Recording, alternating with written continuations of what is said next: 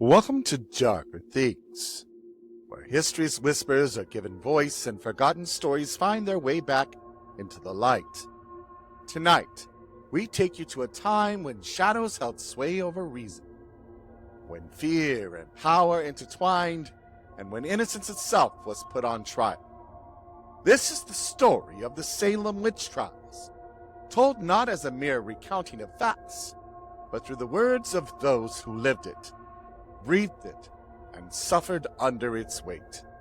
Listen closely, for in their words lie the echoes of cautionary tales, a reminder of how thin the line is between belief and betrayal, justice and vengeance. Join us as we bring the past to life, one voice at a time. Once I danced beneath the warm skies of Barbados, free and unbound, where stories were told in song and spirits were friends, not specters. But here in this place in Salem, I am a shadow. I came seeking hope, only to find chains, whispers, and eyes that pierce through my very soul. They call me a witch, me, the one they own, the one who never had power except what they gave in beatings and commands. Confess, they said. Tell them of your meetings with the devil. I spoke, trembling, words they wanted to hear, shapes they made with their minds before I ever spoke them. And they believed, oh how they believed. Every lie, every tale grew and twisted, taking root like poison vines. Do they know, these righteous men and women, that the true evil is not in the dark forest, but in their own hearts? They feed it, hunger for it, and I am their offering. But I see now. The spirits they fear are not summoned by my hands. They are born of their own pride and dread. And when the last ember dies and silence falls, I will be long forgotten, but they will face the demons they made. I remember the warmth of the sun before all this began, how simple everything seemed before the dark whispers started. I was scared of the stories, scared of the punishments whispered in the night. Abigail said we had to be strong, that if we spoke first, we could cast out the evil before it found us. But now I see faces twisted in fear, mothers crying, fathers shouting prayers that crack like whips. It was just a game, wasn't it? A way to share the blame, to make the heaviness lift from our chests. But now the game is real. They watch me, eyes sharp as knives, waiting for more names, more secrets. I can't tell them it was fear that led me, that each word I spoke was only to feel safe for a moment longer, because now the safety is gone, and the town watches and waits, and I am trapped, too deep to climb out, too scared to scream for help. They look at me with eyes wide and mouths tight, whispering, wondering how I could know such things. But they don't see the truth. They don't see what I saw. The shadows that crept at the edge of the forest, the voices that called to us in our dreams. They think I lie, that I twist tales to keep their gaze fixed on me, but they forget that fear can breed power. And power, once tasted, cannot be ignored. Yes, I led them, my friends, down the path of pointing fingers, but what choice did I have? When every day was toil, when the fires of judgment burned us from the pulpit. They think they know what wickedness is, but they know nothing. We were just girls, until they made us the harbingers of their own doom. The fire I sparked, I didn't know it would rage so high. Now, it's too late to snuff it out without being consumed myself. If I am to be the monster in their stories, then so be it. Better to be feared than forgotten. The fire of accusation, once kindled, spread faster than any could imagine. Brothers and sisters of Salem, the hour is upon us where the righteous must stand tall. The devil's breath is upon our town, seeping into our homes, whispering in the ears of the unsuspecting. I read it, gnawing at the edges of my mind, a pestilence that must be purged before it consumes us all. How did we come to this? Innocence is questioned, yet evil walks freely, laughing, dark. Yet I wonder, is it enough? Have I, your shepherd, done all I can to protect my flock?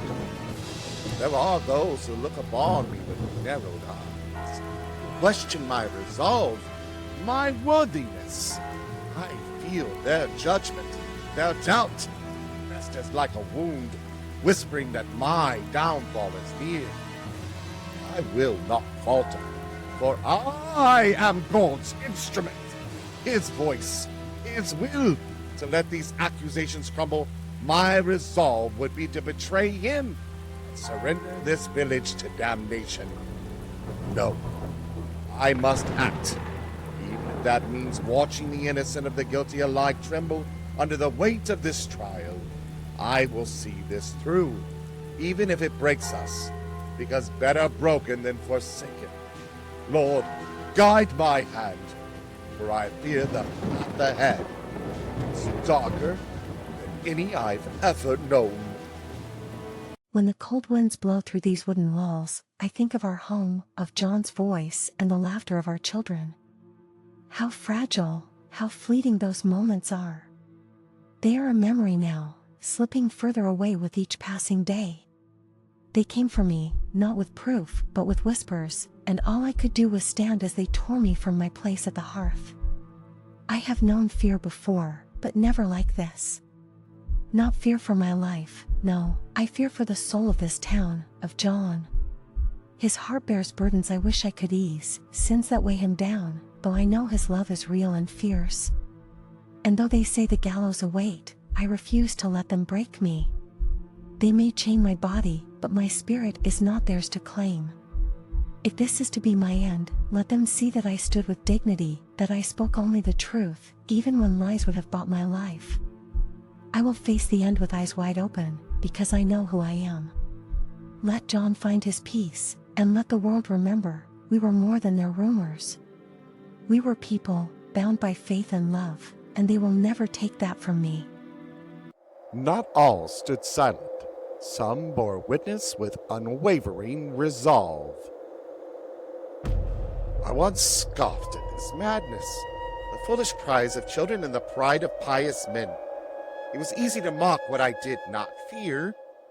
Now, as they drag my name through the mud, my sins laid bare for all to see, I know this is not just their doing, but mine. I am no saint, no mark. Hands dirty. I passed a chain that tightens every whispered accusation.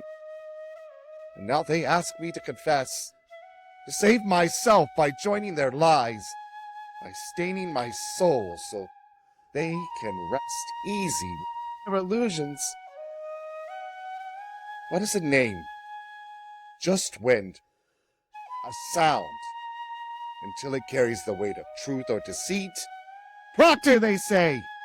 It stand proud or fall disgraced. What do I choose? The life I have left? Or die and leave me a name my sons can speak without shame? I want to live. I want to breathe, to see the sun break through the clouds one more time. But at what cost?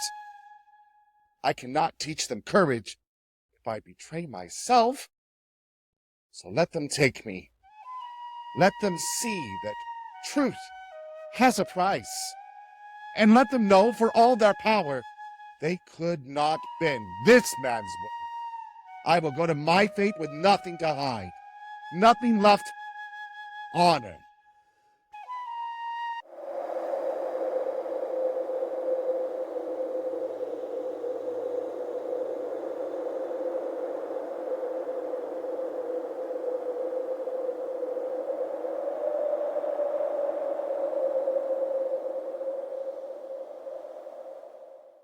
Day after day, their voices echo in my ears, a chorus of weeping, pleading, and accusations that crawl under my skin.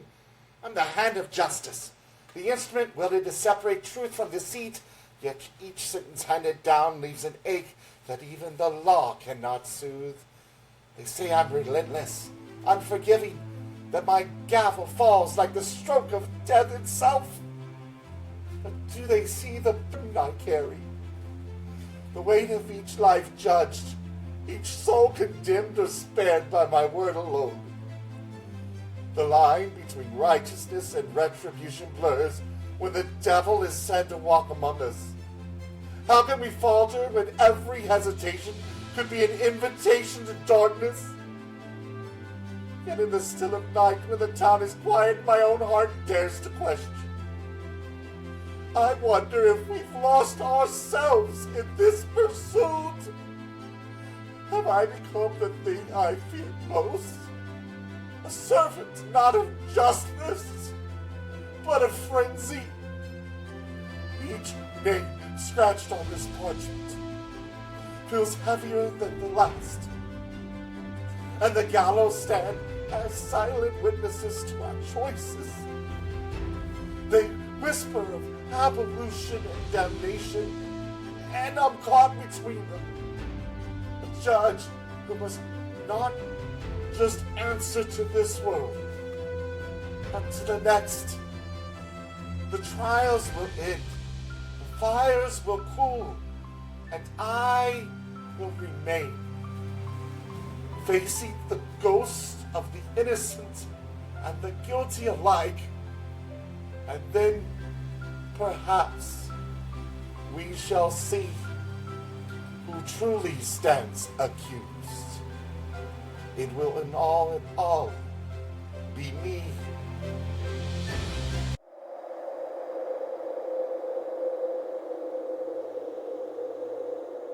And so we close the chapter on Salem, a story from fear, ambition, and painful consequence woven all together. The voices you've heard tonight spoke truths that resonate far beyond their time. Truths about the human heart and the fine line we tread when confronted by the unknown. The Salem Witch Trials were not just about witches, nor were they merely a tale of puritanical hysteria. They were a reflection of how easily communities can be swayed, how fragile reason becomes when the specter of fear looms large.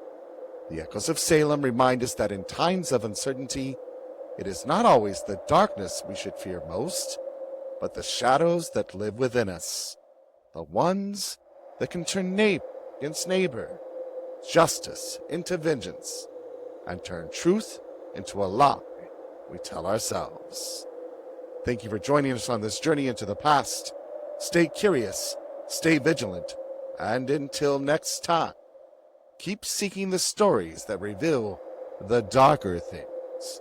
And as always, we leave you with this reminder that once you enter the dark, you may never be the same.